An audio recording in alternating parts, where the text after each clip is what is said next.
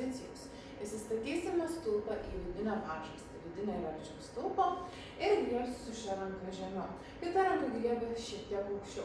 Stengiuosi su abiejom rankom neviršyti savo viršugalio, nes kuo aukščiau imsiu rankas, tuo labiau reikės prisitraukti ir reikės save laikyti ore.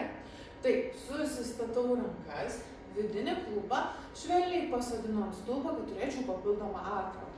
Tai parodau iš galo, vidinė ranka apsikabino ir sugniaužiu. Įprastinis paėmimas, uždarinėjau alkūnės, kad tvirtai laikytų, nepervynioju riešų. Judesį inicijuos vidinė koja.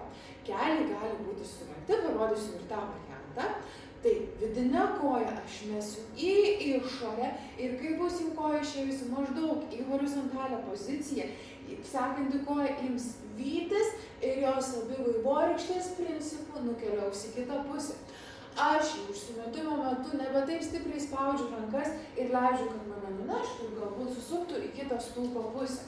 Tai susistačiau, vidinę, didelis mostas pasiema ir nebespaudžiu pažastyje, leidžiu savo susisukti, atsidurti kitoje stulpo pusėje.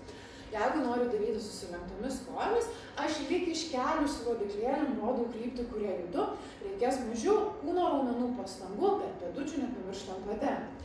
Tai užbėgto ir rodau susilenktais keliais, kur judu.